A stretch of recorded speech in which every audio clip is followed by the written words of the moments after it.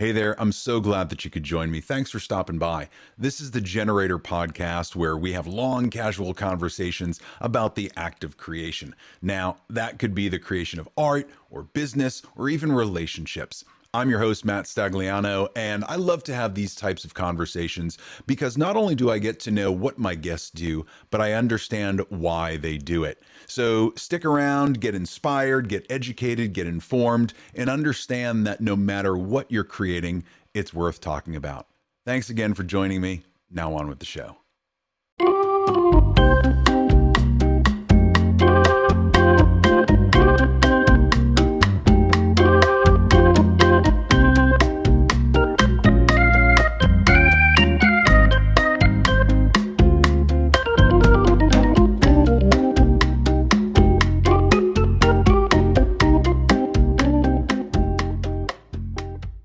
I don't know what just happened. That was so weird. You said, I'm going to hit record. And then it was just like.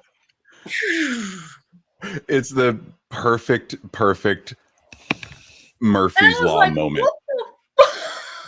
Perfect moment right there. And there's no better way to start this whole thing than for something like that to happen. I know, now right? that the awkwardness is out of the way. I'm a scattered mess coming on here. Then as soon as the thing, my whole system shuts down. I'm just like, yeah, this is starting off great. I'm making a really wonderful impression.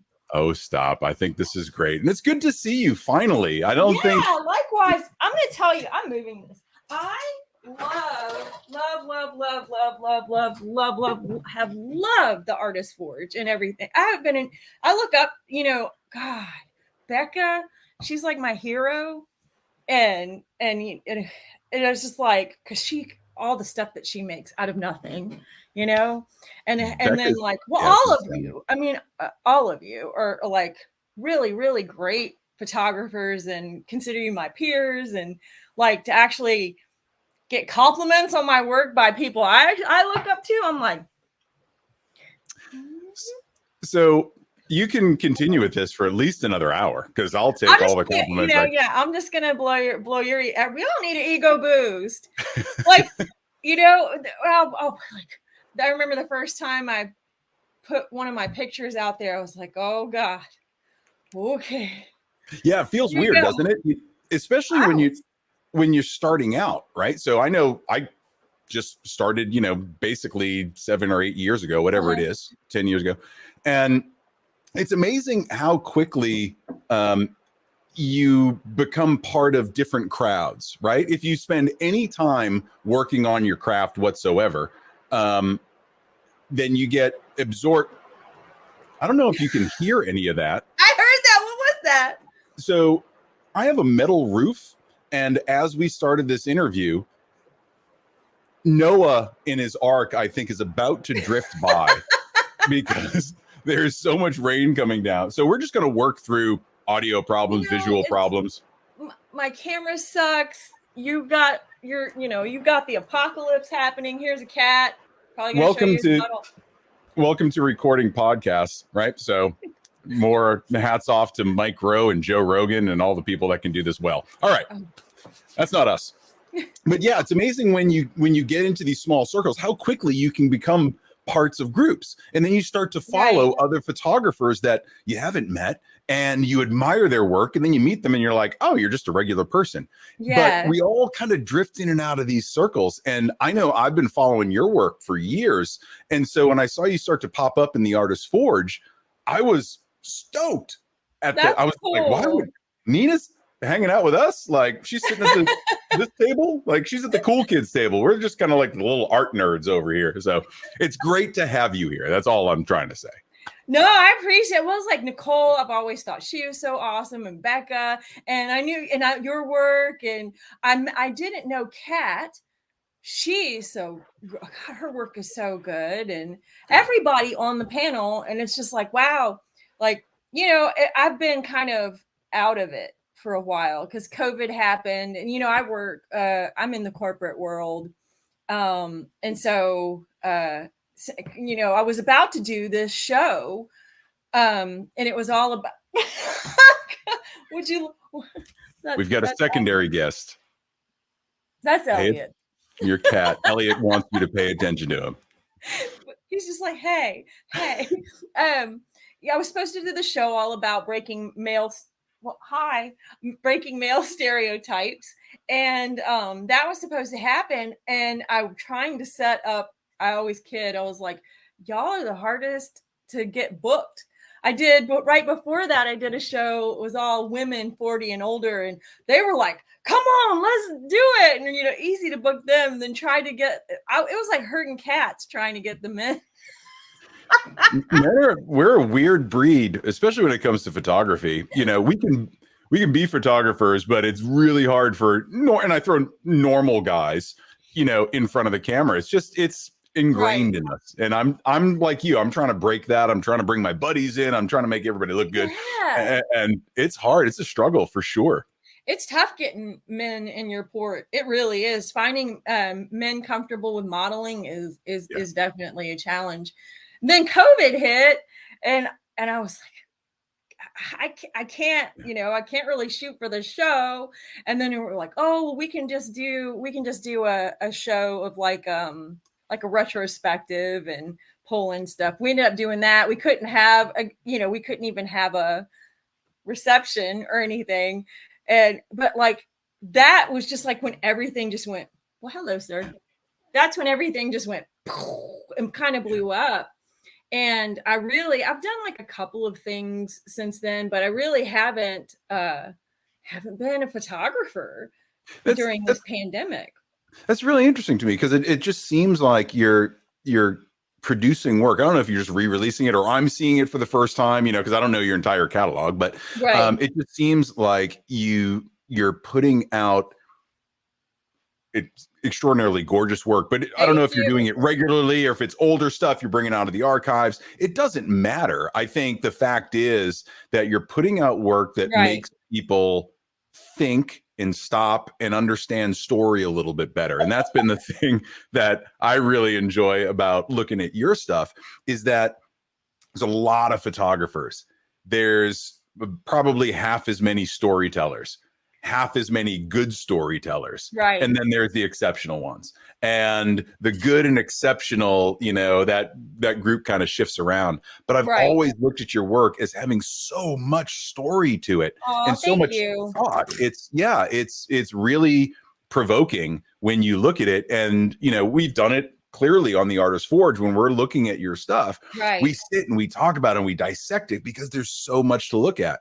Do you pull from that? Do you say, all right, I'm going to put every little bit of detail in here? Or is it just more natural than that? And it just kind of flows as you're in the moment.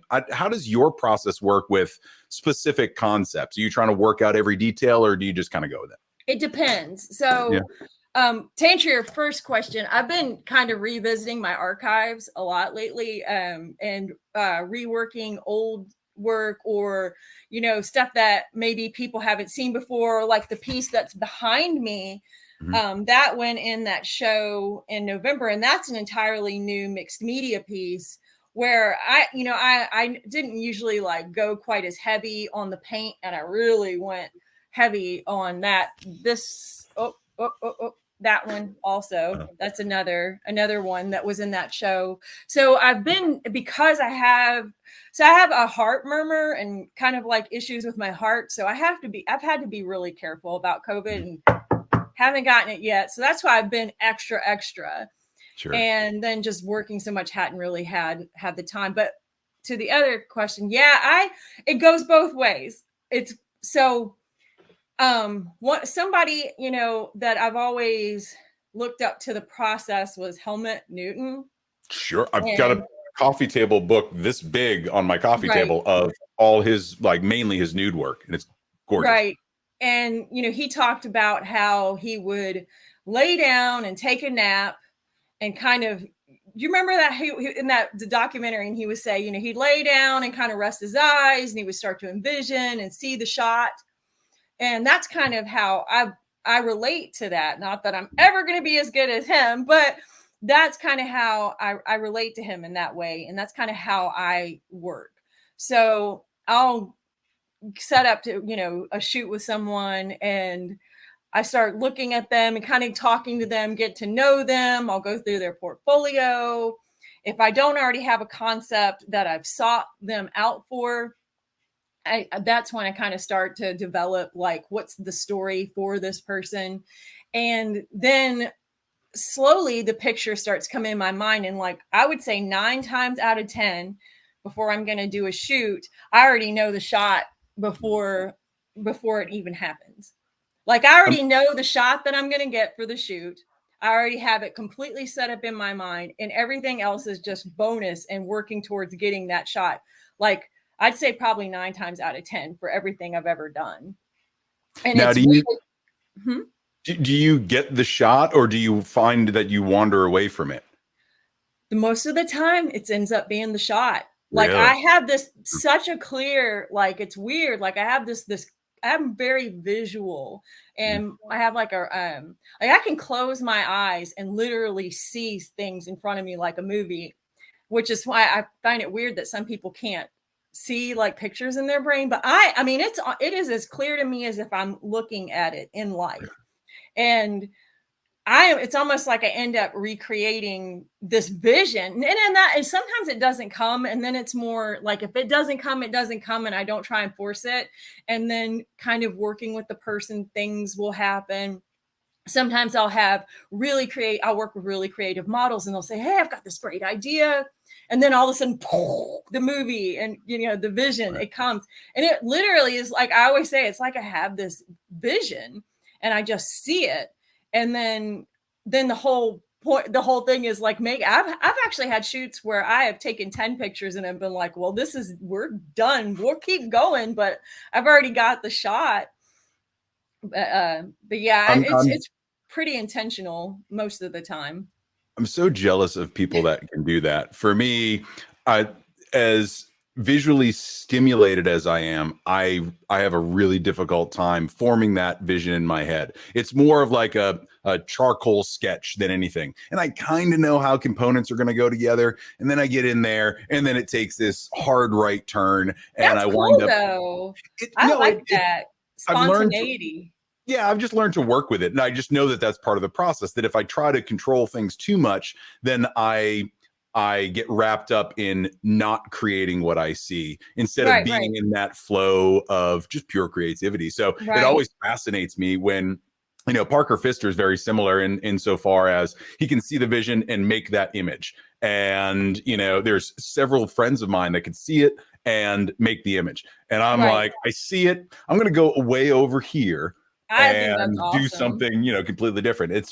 I'm fascinated by people that can see that clearly, because it's a skill that's lost to me.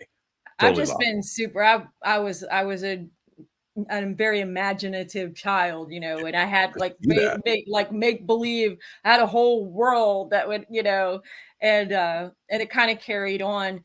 But I tell you, I've been struggling for the vision for a long time, and that's kind of what's kept me from picking up my camera. Because I would sit there and go, oh, come on, let's see it. And I haven't been able to see it quite as much as I have. So, and I think part of that is I didn't realize how important social interaction was to my creative process, and actually being around people and had played such a big part in my creativity. I'm kind of like what do they call it? An ambivert, where it's an introverted extrovert. Mm-hmm. You'll play hell getting me out of this house, but once I'm out and around people, I'm just like, I'm in my element, and I didn't realize how much I was almost like being a vampire with all the people that I was around, and that I was really pulling from them and from all these interactions, all the stuff that I've created.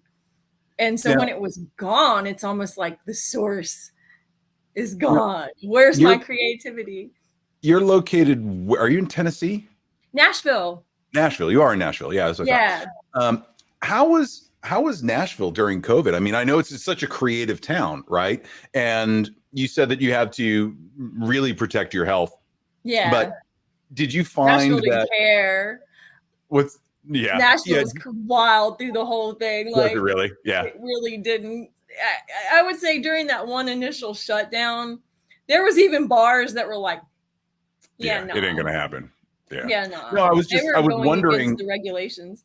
because you work a lot, you work predominantly with models, right? Mhm. And self-portraits and things like Yeah. that. I was just curious as to in those creator communities in Nashville, if everybody kind of took the same approach and, you know, retreated into the box like we all did. And then as you start to come out, do you feel like there's been this wave of pent up creativity, or has it been the struggle to get back into it? Because I see everything. I Yeah. struggled, but I feel like it's starting to come back, that people are starting to work together a little bit more, collaborate a little bit more, create, but it's still this real kind of touchy feely, you know, let's see what tomorrow brings sort of attitude. Yeah. I'm struggling. I'm Yeah. not gonna lie. Even just with I'm just trying to get back into peopling. Yeah. You know, and just being around people. I just started another creative project. I got asked to come in as a creative director for a film, independent film, to possibly not star, but be in it, act, and then help the creative side of it. And, Wow. you know, it was like the day came for the first, and I'm just like, oh, I got to do this. You got to do this. You got to leave your house. Go to the car, go to you've been crying that you're not creating and you're not around people. And now you're like, I can't do it, you know? But, But a you little have bit, your we fingers. got talking and the creative were like, and bouncing ideas off each other. And I was like, oh, this is what this was like. I remember this. Feels good, doesn't it? Yeah. But you know, Yeah. it surprises me mainly because you have you're so multidimensional, right?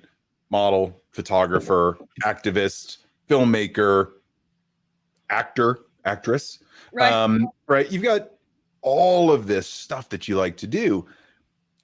We talk a lot about how we define ourselves. I'm a Mhm. photographer, or I'm a model, or I'm an artist, or whatever. As you do so much, how would you define yourself? Like, I just say where's the artist. passion lie? Is it Yeah. in corporate insurance? Is it? Oh, no. Yeah. That just pays the bills. That pays for that high Nashville tax that I just got the bill for today. You owe more on your mortgage because your taxes are terribly high. Yeah,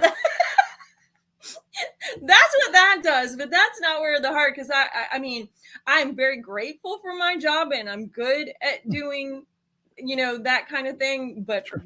that's not what makes me smile or gets my heart going pitter pat. It's art in all the varying forms that does it for me. I so I was glad I have another show coming up in November because, you know, my other love is horses. Mhm. And I rescued my current horse. He's a rescue, and I adopted him from from this place called Hickory Hill Farms. And I'm actually going to photograph all horses. I feel like, okay, Oh you wow. can motivate yourself to get out around horses, but I want to take it like, I don't want to just take pictures of horses. I've done that. I want to do more on like just more creative, probably double exposures, long exposures, more what's the word I'm looking for? I'm having a brain fart. Ah! Um surreal kind of look, yeah, like more Sure. along the lines of surrealism instead of realism. A lot of when I photograph horses, I kind of I do it a little bit differently than most people do, because I light my horses like I would light a person, Right. or I photograph a horse as I would photograph a human being, and try to bring out like a soul. And this isn't just here's a horse out in the field, you know. Right. There's I'll sit with a horse in their stall for an hour, 2 hours, just watching them move and following them, so that I could catch something that would hopefully draw like some emotion and get or create some feeling, instead of, oh, that's a horse, you know. And so I wanted to kind of go along that lines a little bit, but expand on it a little bit more and go to more to the surreal. Uh, But it's all going to be for these rescued horses. I'm photographing all rescued horses. I'm really excited about it. They're going to be the ones that are being fostered, ones that have already been adopted, and then I'm going to donate some proceeds from the show to the rescue. That's amazing. Now, I was just looking through as we were talking, looking through your Instagram, and I was going to throw a picture up here, but I'll just describe it to you because it's so in line with like noir portraiture. You've got this horse, and it almost looks like you've got a rim light coming from behind, coming through its mane, and then there's almost like a slant of hard light across his eyes, and it's very fashiony for a horse. And that I haven't seen images like that of horses. Is that what you're talking about in terms of humanizing them? Yeah.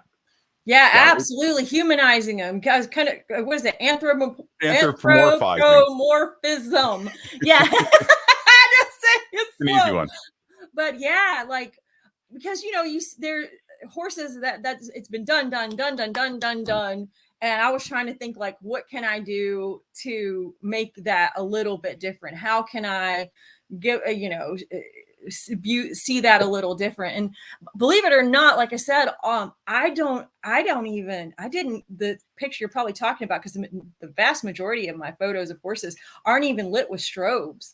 I'm in a stall with one window light and hand holding the camera, sometimes at really slower shutter speeds, and it's just moving slow and like following them and letting them be them, and let them forget about that you're in the stall with them, because we'll be in like these little pretty closed in areas. Sure. And I'll be in the corner and probably sitting in horse poop for like an hour.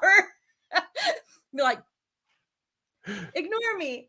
Now, did you grow up with horses? Did you grow up with horses? Yeah, well, I loved them since I was a little girl, but I grew up really, really poor. And so I had horses in my mind constantly. I dreamed of horses and when I was little, I pretended I was a horse. I think I was a horse for probably a month. And my mom was like, you gotta stop. You're not a horse. I am. You identified as a horse. And I would draw them and check out every book in the library, just obsessed. And I got my first horse when I was 31. So I kind of made my childhood dream come true. And oh my gosh, when you're bit by that bug, you can forget about it. You lose brain cells. It's worse than doing drugs. Like, just common sense. More expensive too. Oh my God. Yes, they're so expensive. Again, the day job. Gotta. So I actually want to talk about that. Not necessarily about your job itself, but there's a lot of artists that think, oh, I have to give everything up in order to be an artist, right? I have to give up my day job, and I have to get a studio, and I have to follow this, and I have to do that. You clearly balance both really well. Yeah. So talk to me about that. How do you find that balance between corporate demands, because I know what they were like, I lived that life, and the artistic life where you're like, you get this bolt of creativity and you want to get into it, but you might be in a meeting about TPS reports? So how do you balance the creative side of your life with the corporate side? I always say that if you want to do something, you will find a way. Otherwise, you will find an excuse. And so if you want to do it, if you want to be an artist, but you got bills to pay, and you'll find a way. And it's like, well, do you want to just lay on your couch and relax, or get out, pick up your camera and get out and shoot something, or paint, or do whatever? Like, it makes me very busy, and and it's a crunch, you're squeezing in all this stuff on your weekends. You're, collaborating with people who are cool with coming over at 9:00 at night to do a shoot. You're squeezing it in every little nook and cranny, and you're daydreaming about it while you're working, and just basically scheduling it in every moment you can. I do think that getting out of the habit of doing that is part of what's making me have such a hard time getting myself back in there. Is once you get out of the habit of like, no, you're going to create, you're going to schedule this time, and you're going to do it, it's kind of like working out, like making the time to exercise. And you can be great and super fit and going and working out however many days a week, and then suddenly you stop, and then it's like that much harder to get back into it. It's the same with that. It's like making it more of a habit, and then like really just scheduling time to do it. But I'm not gonna lie, it's really hard. I mean, when you're gonna not have time to just chill, which is very important, but you just won't have that much time to do that, because if you're like it's gonna be crazy here. I'm gonna have the show in November here soon, because all the horses are finally shedding out and starting, and everything's getting green. So I'm going to be able to start shooting. It's going to be my entire weekend. Yeah. It's going to be, editing and stuff all throughout. Like I'll be work all day. And I actually work 2 jobs. So I'll be working all day job in my little part-time job, then editing throughout the night, and then trying to get get whatever other eat, maybe, those kind of things in. But I mean, when you love something and it's like important to you, like I said, you'll either find you just find a way. Yeah, I like that. Find a way or find an excuse. Right? Huh? Yeah, I was just gonna say I like that saying, that find a way, or you're either gonna find a way or you're gonna find an excuse. Yeah. And it's always interesting to me, because I think you're absolutely right. I find that some people get into a profession because they can do it, and they feel like they, clock in 9 to 5 as a photographer, and they're going to do this amount of shoots. And it's great to have a routine. But when you are balancing, whether it's a job or family or friends, or, it's, if you start to let the creativity slip, then it starts to become a memory that's further and further away of what you used to do, right? Like you said, it's muscles, it's habits. And once you fall out of that, it's hard to get back on that treadmill, man. You don't have the cardio again. And, you have to work those muscles over and over and over. It is a diminished skill if you leave it for long enough. And I found that's what I'm struggling with right now. Because I've got to start shooting, and I'm not gonna lie, like there is a tiny part of me that's kind of dreading it a little bit. As much as I want to, I just know like how hard it's going to be. But then I also, but see, because you're not in there with the camera and getting to the exciting part, the planning and getting all the booking, the going to the different farms and getting all that set up. That's always that's daunting. Like, oh God, now I gotta start planning the weekends and contacting this barn and contacting this horse person and this and trying to get times and mesh. But once you're it's just when back to the exercising metaphor, I hate working out. Like I hate it. I do it every day and I hate it, but I love how I feel. So I pout like a child. I'm gonna we're gonna do my stupid working out for my stupid mental health. I hate this. I'm gonna, and then after I'm done, I'm like, I'm so glad I did that. I feel great. I'm great. And then tomorrow, I'm gonna do the same thing again. I'm gonna throw an absolute temper tantrum like a child and then pick the weights up and go. I think it's perfect. I think you're not alone in a lot of that, and I've found the same thing, that it's, when shoots slow down for one reason or another, either you're burnt out or, there's a pandemic or, things beyond your control. You find that it gave me at least a little bit of breathing room to where I said, okay, well, I can take a little bit of time off because everybody's taking time off. Right. And that was a dangerous trap to fall into. Because, well, I kept moving and I pivoted and I was doing some video editing and finding ways to stay kind of using my tools, right? I wasn't shooting a lot of clients, but I was finding ways to use the tools. And I got to tell you, once getting back into the client flow is difficult, right? Or, you shooting for shows and, are you doing this all yourself? Do you have a team? Do you have someone that can do booking It's for all you? me. It's all I'm you. gonna hope to get some friends to come shape. So horses are horses. I'm gonna hope to get like a friend who knows horses to come along with me to basically shake a treat bag or shake something to try and catch attention. Right. So I might get somebody to come along with that, but other than that, no, I'm a one woman show. Yeah. Now I will sometimes put a call out for people who want to shadow me, because I get a lot of people asking if they, to learn, especially like I love doing that. I like teaching. I teach photography, or I did teach photography before the pandemic. Pandemic. That was a great slip. I'm not even drinking. The pandemic. But I used to teach photography too, and I love teaching. So I, as long as the person that I'm photographing is cool with it, I'll let people come and assist just so they can learn, and I'll talk through what I'm doing.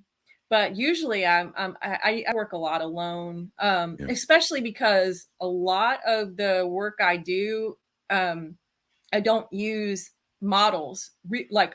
I always say I photograph a lot of civilians, and the more people that are around them, the more uncomfortable they tend to get. So and especially because like when I did my series Machisma, I'm photographing a lot of women with no shirt on that aren't models. Like the majority of, like, so many of the women I photographed for that, they were not models. And then there was a lot of them were abuse survivors, and when to pull from the depths of them, we would talk about like things that they've overcome in their life. And I would say, if you could be in front of so and so, and you wanted to show them what you overcome, show me that now. Hit that pose now. Show me your strength, because I was trying to pull strength out of these vulnerable places to tell their story of triumph, kind of thing. And you can't have a team or any kind of, when you're doing something like that, it's one-on-ones, way more, it's more intimate, and they can feel more comfortable and let go a lot more in that scenario. I know that the Machisma set that you put together, I was looking at the few photos that you had on the website and reading the story about it, and it's such a phenomenal, was that just a personal project? Was that something that you had been working on for a really long time? Did it come to you very quickly? I think it's such a powerful piece to look at, and this is why I was going on about story at the beginning. In all of these images and all these black and white images that I'm looking at, there is so much story to each one of them, because of the expression, because of the lighting, because of the wardrobe that they have, or lack of wardrobe, right? And everybody's topless, and it's gorgeous work. And you're not looking at nudity, you're looking at these women and their faces and their expressions, and I'm wondering what it is that it's all about. Right. Talk a little bit more about kind of that whole concept, because I know you do so much activism, and you were just talking about, some of the women that you've worked with in the past. Is this all tied into, your activism or wanting to bring social issues to light? Like, how does this all tie in? Do you focus on that, or is it just something that you have to get out? Like, it's just part of you that you have to express? I always say that series became a self-portrait. And so, as you pointed out, I do self-portraits. Well, and when I first picked up my camera, all I did was self-portraits. And I have my friend Amy, who is the main person who's got the swagger and the cigarette. With the cigarette. Yeah. She had got that short haircut. That's and amazing. I had never photographed another person before. I'd only photographed myself. Yeah. And I'm being attacked. Hi. That session was the first time I've ever photographed another person. Wow. And and I knew I wanted to do something like androgynous. That's how it started. Like, because she had just gotten that pixie cut, and she has such real sharp features, and I was kind of thinking like, wow, we could really play into that, and let's get in. And all this is like, that thing happened where this picture came in my head, and I am being like, he is literally hanging from my head.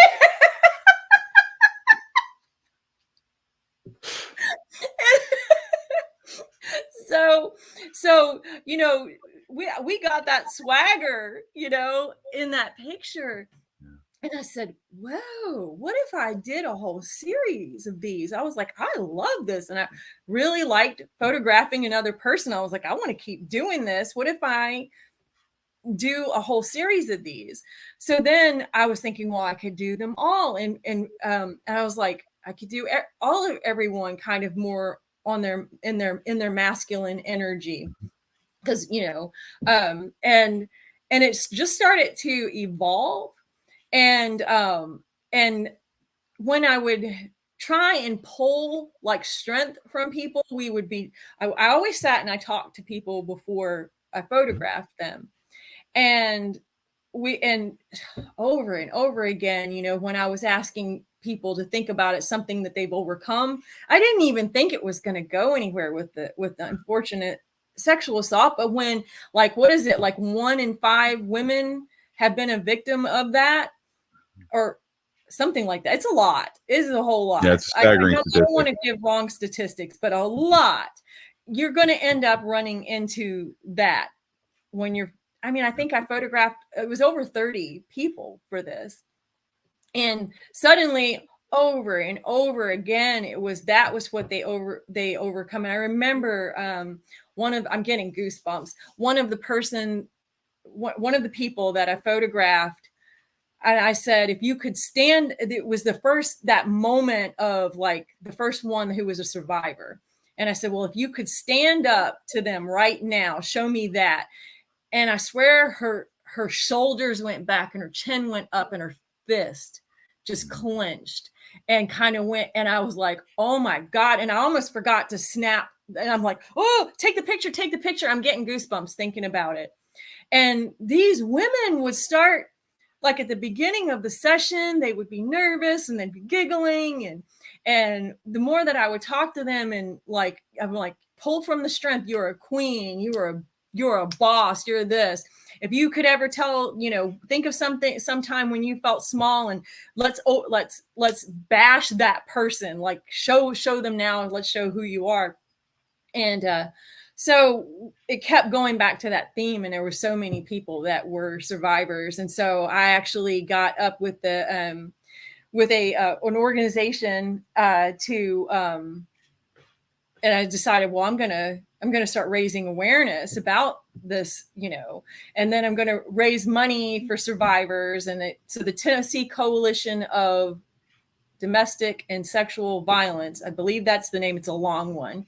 Ended up communicating with them and having the proceeds to donate to them. Then the Tennessean wrote it up, and I did an artist talk, and we brought some of the survivors up, and it became like this whole like bring awareness. And that was like my first step into using art for activism. And I've given like lots of talks about using your work as your voice and to tell people's stories, to give voice to the voiceless and tell people's stories since then. But that was really like from never photographing another person before and having just this one little picture of an idea in my mind to photographing over 30 women, including my grandmother and my mother, both posed for me. And like help, like almost like each session was almost like a therapy session of like talking about how they've overcome their strength. And and a lot of them, they told me afterwards, like it made them feel stronger, and they kind of felt more powerful throughout the session. And it was very cathartic for a lot of them. But it kind of like, I feel like I'm talking so much. I guess that's the point of this. The point.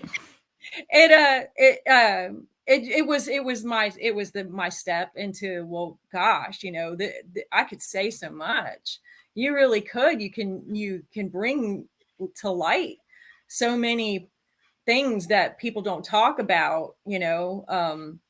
I always say, like, you know, people can ignore the news, you know, they can ignore, you know, posts that people make, but it's easier to sneak a piece of art, or it's easier to sneak activism and social awareness in through art, whether it be photography, painting, music, movies. All the art will bring voice to people and sneak it in so much more easily than the news and other forms, because, like, you know, you you think you're just checking out this piece of art, and the next thing you know, you're being educated about something. Somebody's bringing awareness to something that you might not have ever even known was a problem. And I think that's amazing. Yeah, and it truly is. I mean, we're so bombarded with, you need to think this way. Here's the headline. Here's the Instagram post. You need to think like this. Here's the meme that sums up exactly what you're supposed to think like. And then when we see art that tells a story, or that has some depth to it, or that keeps us engaged just visually without knowing the story, without reading a blurb or being told what to think, that interpretation really does foster good discussion, because you're bringing two people, forget about what they believe in the rest of their life. Like, they're all able to look at and appreciate the same image and interpret it a different way. They might see parts of themselves. They may see parts of a family member or a loved one or a friend. And to be able to relate that to their life is going to be different for everyone. But that's what I love about seeing a lot of your work. And I mentioned it before that, you know, we all on the Artist Forge, we were all getting together and we all saw different stuff in what you were trying to say, right? And that's the wonderful part of all of this. Now, you do a lot of these projects, and, you know, you were talking about mixed media at the very beginning, and I'll get into that in a minute. But, you know, individually, you've got photography, you've got film, you know, you've got all these things. And I wanted to talk to you while we're talking about Machisma, My Body Is Not Obscene. Oh, yeah. Right. And I wanted to talk about that. And I didn't know if that was a project that got delayed because of COVID, or if it's something that actually happened. You were talking about, right? Yeah. Yeah, that actually was pre-COVID. That had gone on for a long time, and the reason that even happened, so that took a long time to shoot, because, you know, you've got both of us working and having the director and everybody involved. We're kind of having personal projects and work and life, and, you know, so it took a really long time to put that movie together. But the reason it started was because when you know, as you know, I started off as a model. And when I do a lot of art nudes, and I am a survivor, trigger warning, of child pornography. So the very fact that I started doing nude modeling was a huge deal, because that was something done to me in a negative way when I was like only 11 years old. And being a model and being a nude model in particular kind of gave me back control over my body, because this was all happening because I said so. I want this to happen. This is, you know, this is something I'm expressing. And so I was doing all this nude modeling, and every time I would post, I'd have to put censorship, you know, and I started censoring things of My Body Is Not Obscene, because there was, like, during the time when, like, Facebook was allowing this post of that poor person getting beheaded, and it was all over everywhere. Do you remember that? I do remember that. Yeah. And, like, no matter how many times you would report it, they weren't taking it down, and they were like, so it's like all this violence. My God, I saw one where this woman was literally had a bucket full of puppies and was chucking them one by one into a river. And I kept reporting it, and they were like, no, we're not taking that down because that's showing that this happened. And it's, you know what I mean? Like the person who abused the animal didn't post it. It was the person like, I'm bringing awareness that this happened. So they wouldn't take it down. So I can see this, people dying, puppies dying.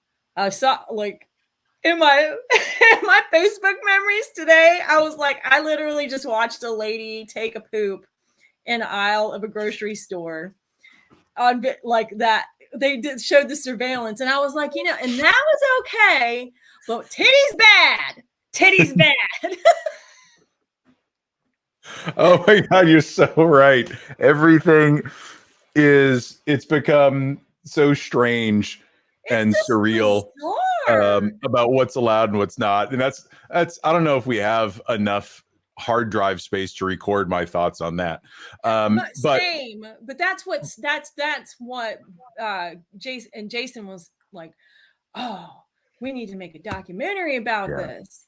And that's where that came from. And again, it's just like, we talked back to having like a clear idea and things getting while like, just like Machisma, I didn't know what Machisma was going to be. I did have the clear idea of the shot I wanted to get, but I had no idea that would end up being the big deal that it ended up being, and like that I'd have a solo show that the Tennessean would rank that thing like one of the top 7 cultural events of the block, and an art show, and the like survivors are coming out and we're doing art talks, and like, holy crap, that's kind of the same thing with this movie. It just evolved.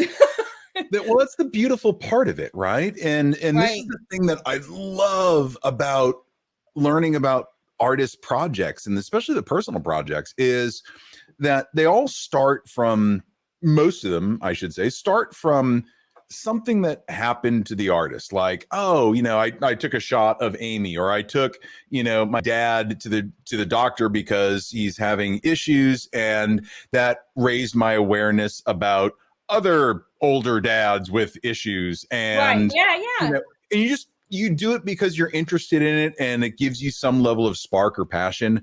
And then you quickly realize, and I think this is where we sell ourselves short as artists, is that we don't realize the power of shared experience, and that all of us, regardless of what we believe, are a lot more similar than we like to say. You're 100% right. When we have this shared experience and we can relate to the story that the photographer or the artist or the sculptor or the writer is telling, that it allows for a different type of dialogue, and it puts all that other stuff to the side. And I love that you've been able to do that, to raise that awareness across all of these different personal projects. And it all starts with just something you're interested in, rather than, all right, how do I market this? How do I get this to be, a specific group of people that I can target? The way that we're all taught to market everything these days and turn ourselves into a brand, you're doing something that comes straight from heart. And I think that is what translates so well in the work, and that, brings people along with it. It's phenomenal storytelling. And throughout history, that's been some of the most powerful work, right? I can take a self-portrait of me in a golden wheat field at sunset, and there's 10 billion pictures of golden wheat fields at sunset. But I don't see a lot of pictures like yours. And those are the ones that catch your eye, right? We're so inundated with all this stuff. We're looking for something new and unique. But when we can relate to it, it becomes even more powerful. Right. That's important. That's what, like, that's a thing, is I like that. I like to make people feel seen. And so that is like, so my show Goals, and I did, it's like, I was thinking, I struggle. I mean, I started modeling at 36. I'm 47 years old, and I was still, stop. Really? Yeah. Wow. 47 and a freaking half almost now. And so aging has always been, as a woman, that society is really hard on women. Men age, you know, they're like, they get more distinguished with age, and for women, they just sell us a bunch of skincare. And, you know, if you like, you know, I was thinking of all the posters that I had when on the wall when I was a kid, you know, it's like, I didn't have any of a woman of age that I was like, she's a badass. Right. You know, I mean, it was like they were all younger, all the, you know, like Madonna and all young, all the goals. Like if you're like, that's my goal.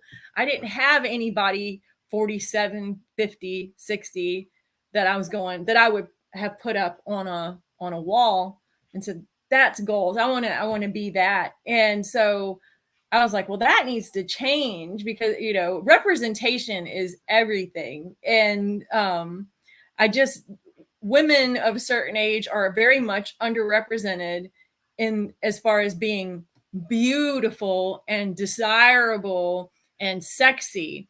They're like, when they're hiring, when you're getting hired as a model over a certain age, most of you are like, I'm going to do the next AARP commercial, or Right. Depends, or you know, this new hormonal treatment or whatever. You know, you're somebody's grandmother, Right. somebody's mother, but are you the siren? Are you the object of desire? You know, kind of like Mrs. Robinson. That was a good one. You know, she is like this young guy, the older lady, hot. You know, but that's what I wanted. I wanted women. I wanted to give, like, I pictured like a whole room of the show, like posters. And I was like, I'm going to plaster an entire gallery of posters of all these women, and they're going to be goals. It's like kind of envisioning it like if it was a young girl's bedroom with nothing but these older women plastered all over it. And that was a lot of fun. So it's such a phenomenal campaign to look at, because you know, the marketer in me immediately sees advertising copy and taglines, and you know, in each one of these images, because it looks like a poster, because it's very clear that, you know, this is telling a story about who the person is, or what they're feeling, or what their desires are, right? And there's, you know, women with flying V guitars, and it's fantastic, right? But you can almost hear the taglines that go along with it, like, you know, defy your age. Whatever. That was on purpose. I shot every last one of them to look like something that came out of a different ad or a different code. And so if you notice, they're all none of it's like, as a whole, they kind of flow together, but they are like so individually shot. This could be a shoe ad. This could be a hair ad. This could be this ad. This is, you know, here's somebody wearing Western wear that could be like, you know, and it was all intentionally like, can I make very, very, very different pieces, but somehow make this all cohesive and blend into a show? And so, yeah, I did definitely, it was intention. Like each of them was kind of shot like an ad. It's gorgeous. And again, I'll tell the listeners, like, go to ninacovington.net and just look through some of these campaigns. If you're struggling with story, take a look at what Nina's doing, because this is how it should be done, right? This is how we express ourselves. This is how we bring people into the art form. This is how we reach younger people. And I mean, you know, with this whole campaign, did you ever figure out with yourself, right? So starting modeling relatively late in life, and you know, being a photographer after that, is, do you find yourself thinking about, like, what would you tell that 11-year-old? What would you tell that 12-year-old? Oh gosh, absolutely. As a matter of fact, each one of my people, I interviewed everyone, in their interview was up against the by their portrait, and part of it was, what would you go back and tell your younger self? And yeah, I think about that a lot, especially considering what I come from, you know, in my past, and just to be like, just, you know, I used to want to be a model so bad, but I little short, you know, thing. And but just, yeah, I would definitely just be like, hang in there. Everything, you know, you're gonna be you're going to be a badass when you grow up, and you're going to do all sorts of really cool things, and you're going to make other people feel better about themselves. But I, you know, and I actually did a piece. I had another show called Rise, and it was literally like taking people through my healing journey of self. And it started with a picture of me as a child, and it's like, and there was poetry that I wrote for each one. And with that one, it was wait for me. So I was telling young me, you know, wait for me, because I'm, you know, and so that's what I would say is just wait, hang in there. I know everything's horrible right now, but one day there's gonna some badasseries coming in your future. You're not even gonna believe. Yeah, it's so, you know, that looking back in retrospect and understanding where you came from and all those experiences that led up to being the badass that you are, right? It's really hard to get that across to a young person, except for the fact that we're still here and we can say, don't worry, you're going to survive, you're going to make You're it. gonna do it. Yeah. And here's all the things that you can do. Being able to show them and at least stimulate their imagination through some of these things, right? You can be a 50-year-old woman as a rock star. You can be a 70-year-old woman and have an amazing, you know, modeling career. You can do all of these things. And all you need is someone to look at to be like, yep, that's attainable. That's attainable. That's Representation is everything. And that people, you know, that's important, is like more people, like the more people that get out there and show you can do this and you can do this, and people can, and more people that are there that people can see themselves in, helps people to visualize that for themselves. And you know what I mean? You're like, okay, you know, when you're in the middle of all the crap, like if somebody could tell a kid, you know, I mean, we were so poor, we ate food out of dumpsters. I'm not going to lie, Matt, we were poor. If somebody would, you know, tell me, well, you're going to be living in Nashville, have a car, have a nice job, you're doing it all on your own, money in the bank, you know, you've created art, you know, like, if I could have seen someone like me, maybe to look up to, it would have seemed a lot less daunting. So I think, and I really do think, like, some people are like, I can't believe you tell all the stuff that's happened to you, but like, it's important. It's important too, because if people need to hear the come up stories, so they can know that that can happen to them too. And I mean, I'm not famous, and I'm not, you know, but I'm more than I ever thought that I would be, you know.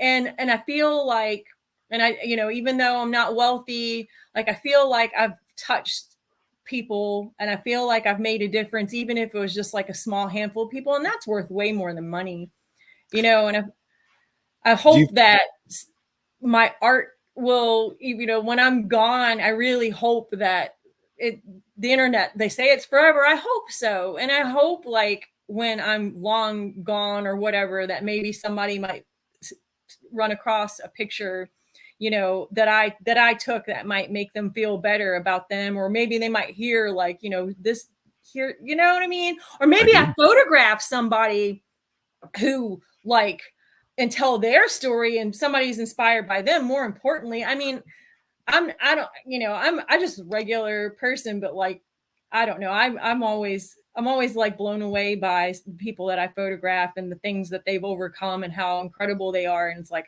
I want to talk about you. It's not about me. But I don't know. Just try to make a difference, like, is the only thing that's ever really mattered to me, even if it's just a small one. That's the wonderful part about seeing yourself as a storyteller, is that it's not only telling your own story so that people can relate to it, it's helping other people that don't necessarily have the means to tell their stories.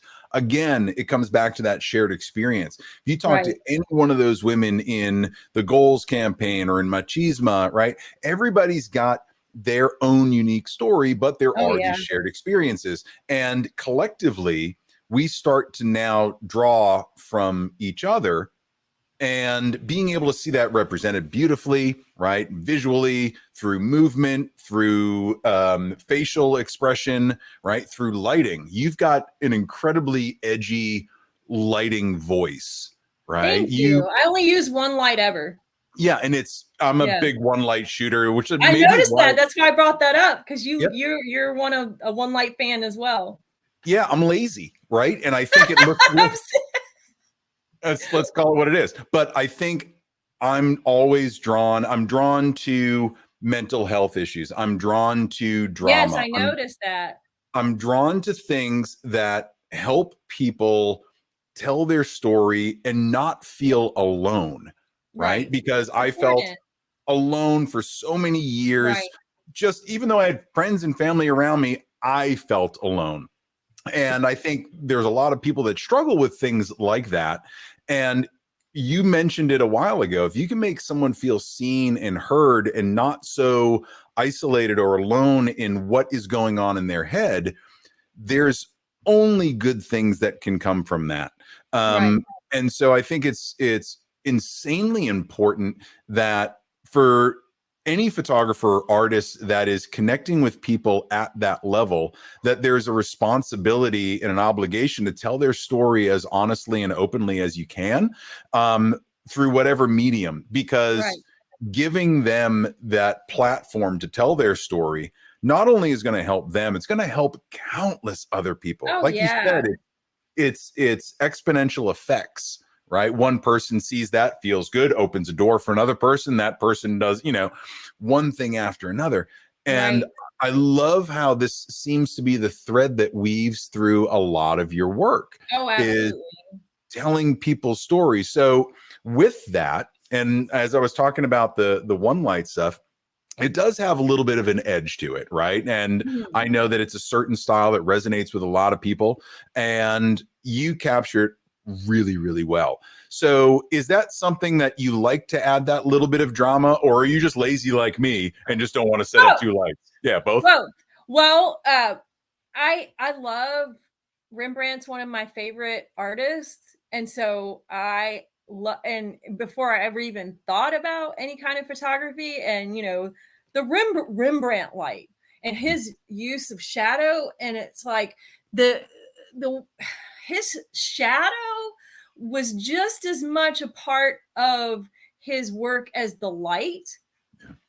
And I feel like that's like the same with like people, like our darkness and all the little hidey bits are so much or what makes us who we are, right? And we've got that part that's shown, that everybody sees, and then the part that everybody doesn't see, and the part that's underlying the parts that people don't see are every bit of as important, maybe even more important than the part you see. So I love shadow. I love shadow. And so it's like, if you look at his work and you just look in the shadows and how he allowed the shadows to creep in and to only allow this part of this to show and this part of this to show. And that, like, that's where it's at, so it's a lot of this because I just love shadow. And it's kind of like, I don't know, I'm a little, I'm kind of a dark kind of person. Like I have like that, I'm very cheerful, whatever, but I also have like my dark side. I like scary stuff. And my gallows humor is on point. I've been great during this pandemic, but so like I have a darkness to me, but I also have this bubbly side, and it's just that dichotomy. I like that. It's balance, man. Like we were talking about corporate and art, light and shadow, yin yang, right? So you found this wonderful balance. And it just seems to be, from talking to you now, knowing what I know of you online and our interactions previously, like there seems to be just a wonderful piece about you, and that you've got this balance. Now, I could be way off. It could be complete bananas chaos as soon as you shut this podcast off.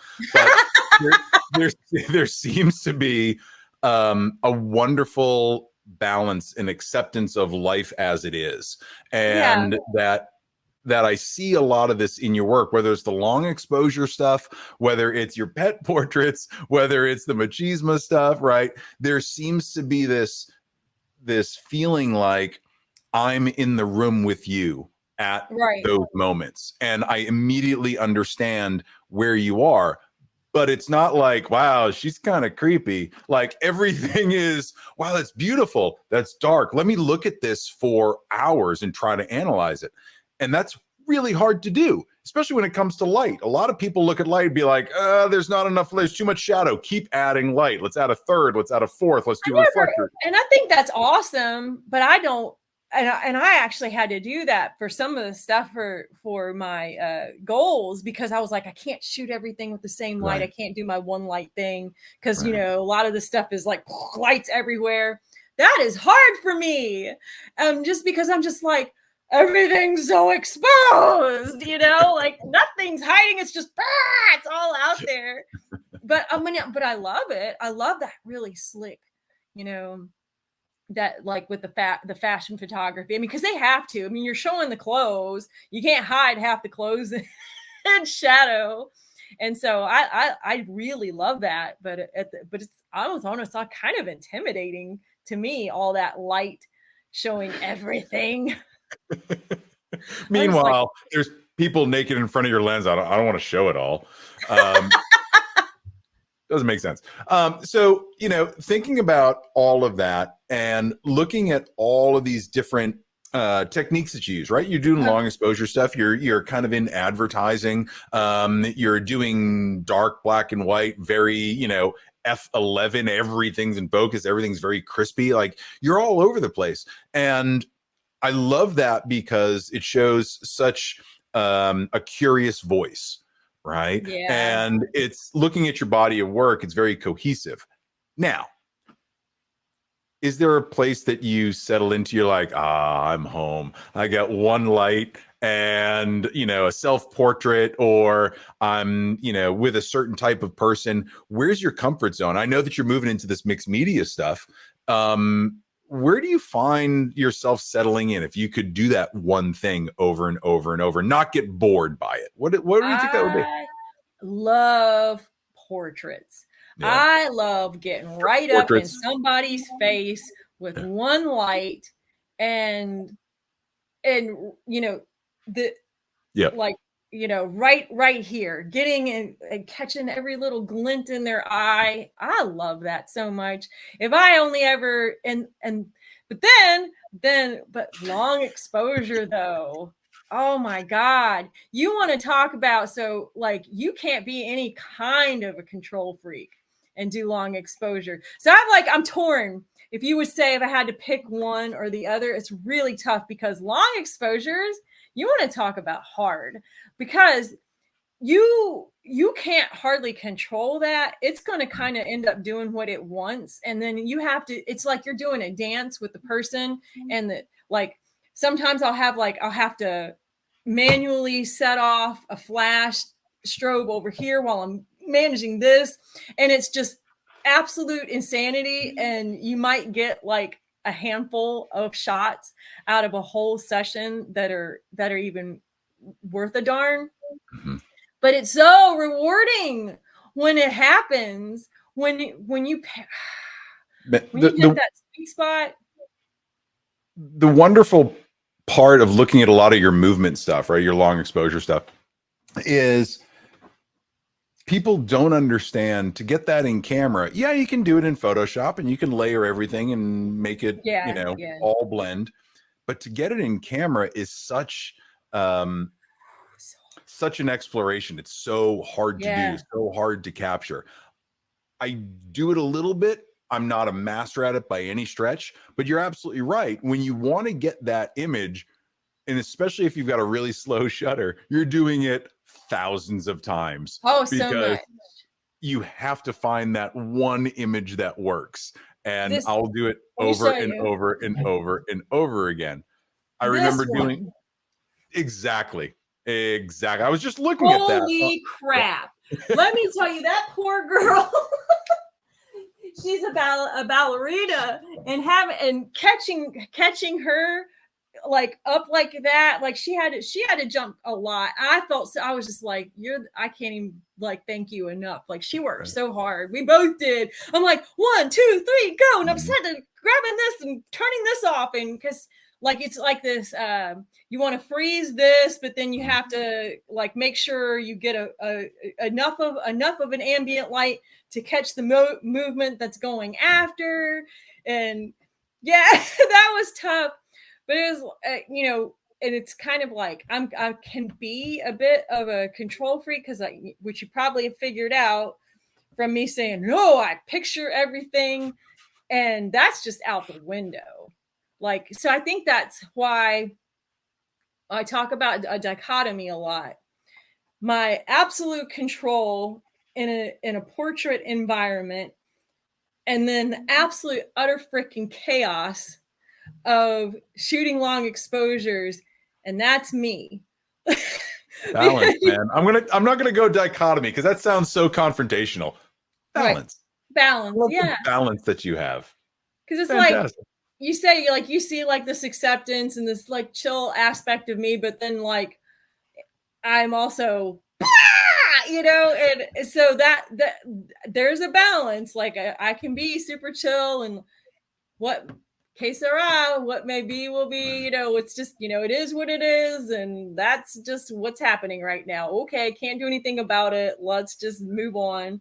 But then there's also the part of me that's just like, oh my God, the world's ending and we're all going to die.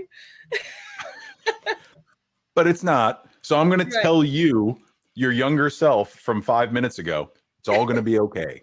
All going to be okay. Fine. We'll get through it. It'll be fine. So I know a lot of people look at artists like you that have all of these shows and that are constantly putting on big gallery exhibitions. How do you find yourself working with galleries, or are you hiring places out and doing it yourself? Or are you going into an art show and just creating it yourself? Or are you getting pulled into galleries? How do you navigate that space? So I tell you, so a lot. The way I started out doing it is just art calls. Like galleries will say, we're having a group show and this is the theme and you can submit your work. And I would submit, and you just getting out and building relationships with gallery owners and like showing your face and talking to people and paying attention to art calls for juried shows, things like that.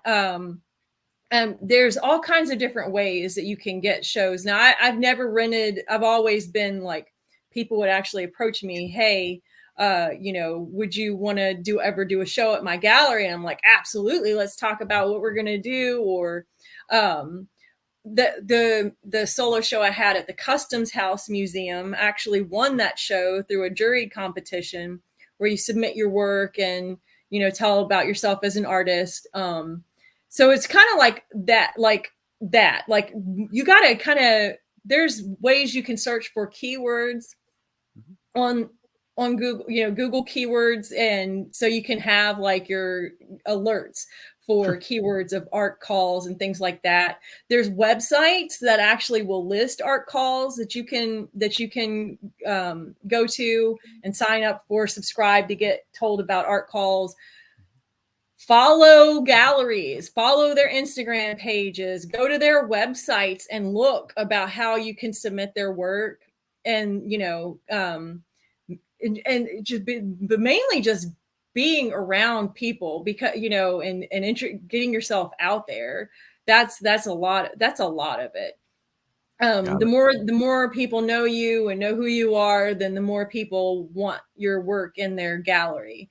But I'd say if I were to tell somebody like how to start getting your work into galleries, I would say do any kind of group show you possibly can. They're a lot less stressful because it is not all about you, and they're cheaper for you because you don't have to produce an entire body of work. And the connections that you make at group shows are just invaluable. And you may or may not sell anything, but the connections that you make with the other artists, because more artists that that are showing, they're going to say, hey, I have this contact at XYZ gallery, and this is how you submit your work to be in their gallery. And then, so you just kind of got to do the footwork. Sure. And you got to be careful because some, do your homework. Some galleries very much do not like it if you come up to a gallery owner and start showing, look at this is my work, and trying to talk shop. Some people, they're very turned off by that. So my best thing is art calls. Answer them, find them. You can, they're everywhere, all over the country. You can do local, join your local art leagues. Like I'm the vice president of the Tennessee Art League, where we try to offer our members different showing experiences. We're starting to get back into that post the craziness of COVID, but that it's just, network, talk to people, and more people, the more things, the more opportunities that you have. Yeah, it's true. I think that's true in so many aspects of life, right? There are so many people that struggle with business and they're just not networking enough or not marketing enough. Yeah. And you don't have to be out there and pushing and selling and look at my work. It's about authentic connections with people. Just build relationships. And, I think it's a missing piece. I think more people are getting it now. But I know that there was the Glenn Ross always be closing, like you're always got to be selling. You've always got to be doing something. I'm not good at that. Yeah, me either. And I just kind of get in there and talk to people, and eventually you're going to hear something where there might be an opportunity. But so long as you're just there and present and having those conversations, without a doubt, that's going to lead to something. Right. If at the very least it's a connection to another connection. Oh, right? Absolutely. But I cannot express this game. Yeah. Oh, sorry. I didn't mean to interrupt you. Sure. I was just saying, I cannot express how beneficial group shows are. Right. Though, seriously, because it can tend to be easier to get your work into a group show because you don't have to show a gallery owner this huge cohesive body of work. Instead, you can pick like your best. Like if it has a theme, and like, well, I have this really great piece that I know would fit this theme, and you're not having to show them 20 pieces that are going to fill their whole gallery and have the potential to sell. Then you've got a gallery owner who gets to talk with you and see more of your work, because they'll be going, wow, what else do you have? That really helps people get their foot in the door with galleries. And I think that people, I don't know if a lot of people understand like just how valuable a group show is, and as far as getting your work in galleries. So if I would say, if anybody's listening to this right now, if you take anything away from what I'm saying about showing your work, search for group shows in your area. If you're having a hard time, like trying to get like a solo show or someone, or, and then like you said, the pay rent, people can do that. You can rent gallery space. And there's nothing wrong with that. And then that could be a way to get all your work out and people to see it, because the more of a buzz that you create about yourself and the more people are seeing you, then the more people want to see you, so that's also beneficial. But if you don't want to go that route, definitely get in those group shows. Super, super, super helpful. No, it seems like you've kind of nailed that whole thing.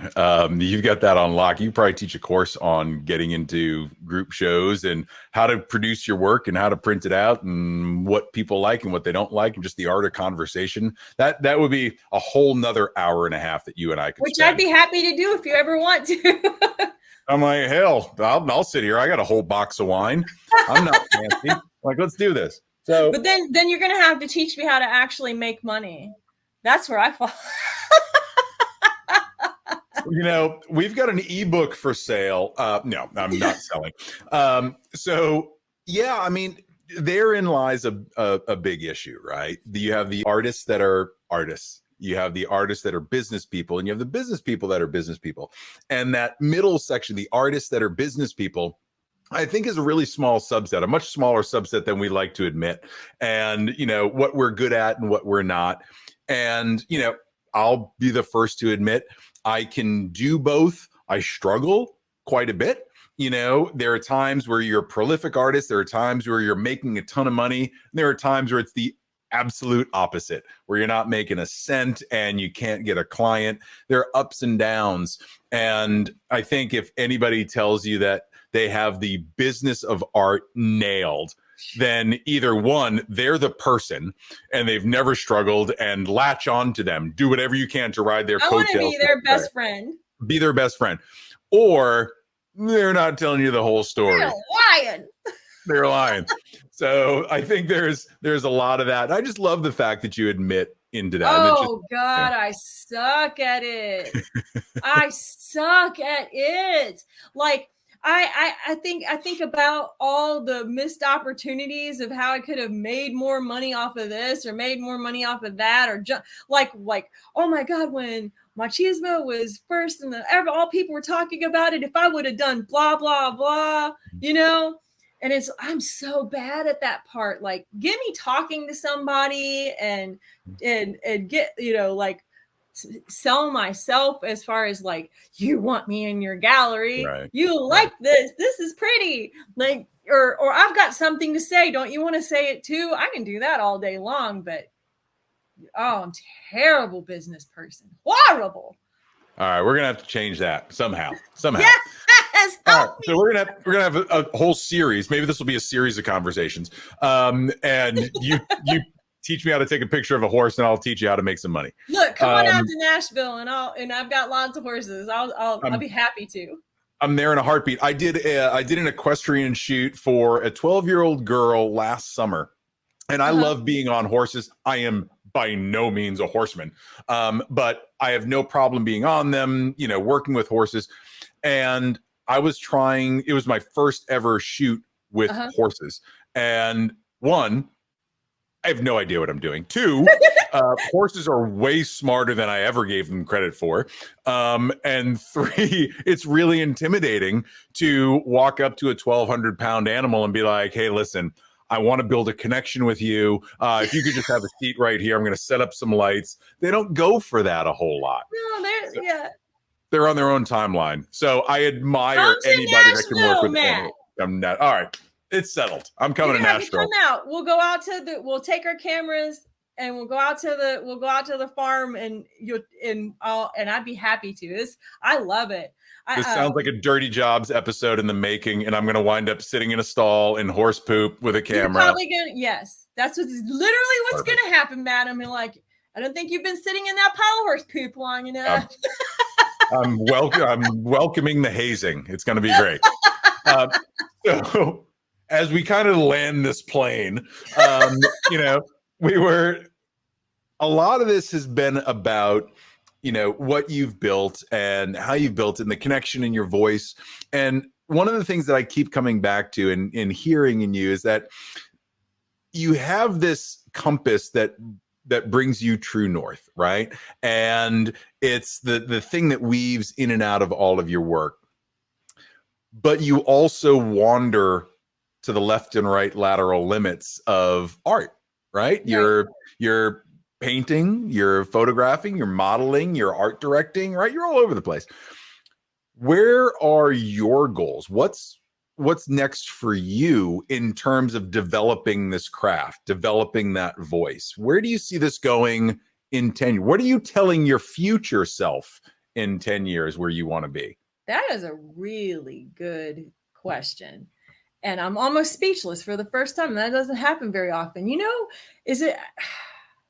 I want to write a book. And I'm actually started working on one, and that is very, very hard. So that's my next thing is writing a book. I would like to, I really wanted Machisma to be a book, and I'd like for that to happen, like a coffee table book. Sure. I'd like to revisit that series again, just because it's very special to me. So possibly like a photography book, and be a better, I need to be a better business person, Matt. That's something that the possibility of one day being able to step out of the corporate world and be an artist full time is a dream, and not do commercial photography, but and that's tough to make a living as a fine art photographer. That's tough. And I'm not going to say, if you want it bad enough, you'll make it happen or you'll make an excuse. Mm-hmm. So I'm not going to make an excuse, but I think that my the thing that's kind of in my way is what I said before, where I'm not a good business person. Right.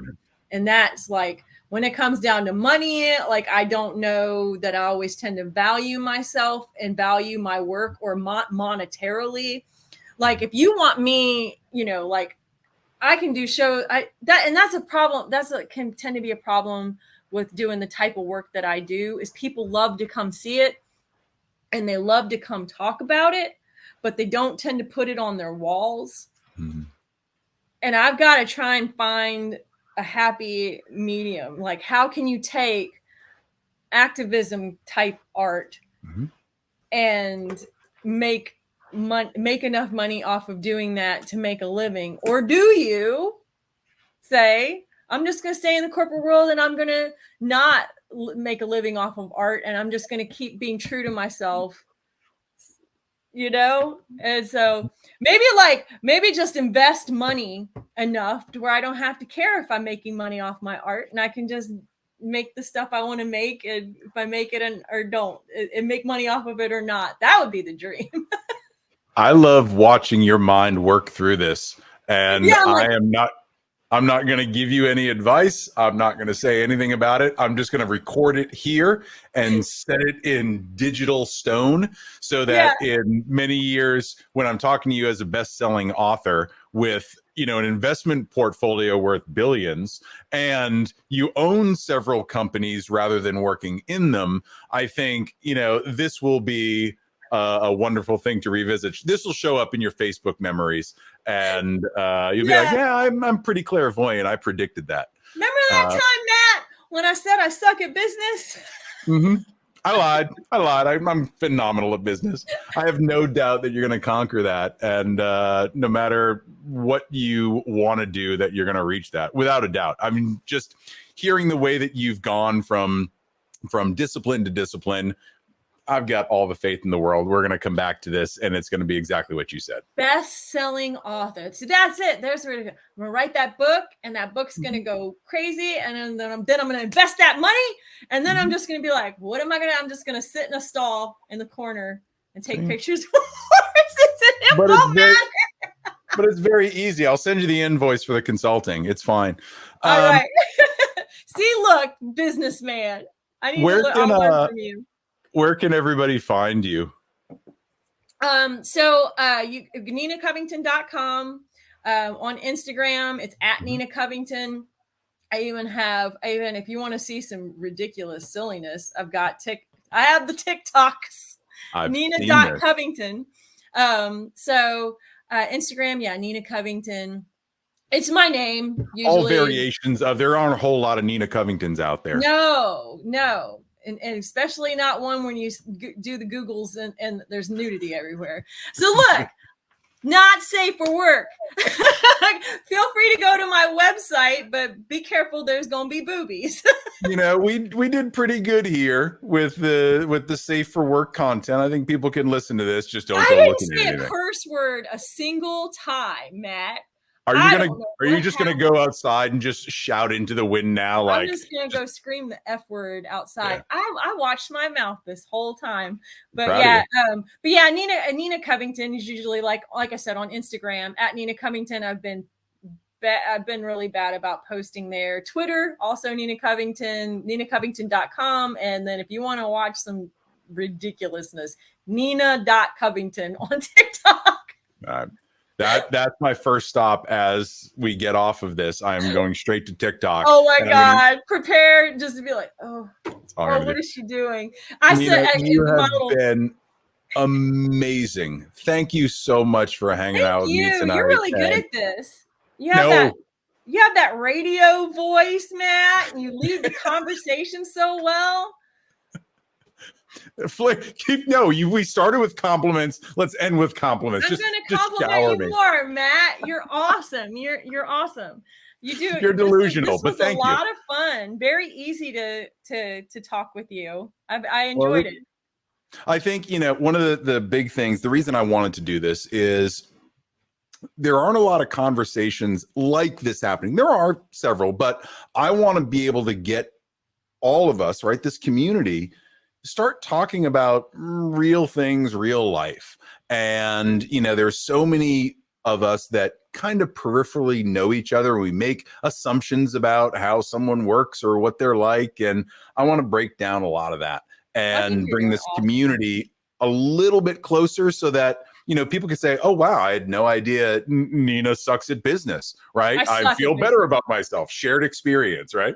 So, this has been really, really enjoyable. Thanks so much. I can't wait to come to Nashville and sit in the horse stall. Seriously, come. Seriously. Well, I'd be happy to give you some horsey photography lesson. But I do want to, seriously though, what you guys are doing is wonderful. It's helped me feel connected to other artists again, where I've felt like disconnected because of the pandemic.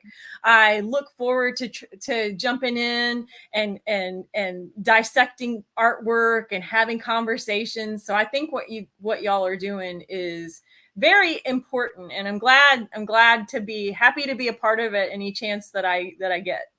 That means the world, and we're so happy that you're around. So thank you, Nina, so much. And I can't wait to see you in the group, and we'll talk soon. I promise. Sounds good.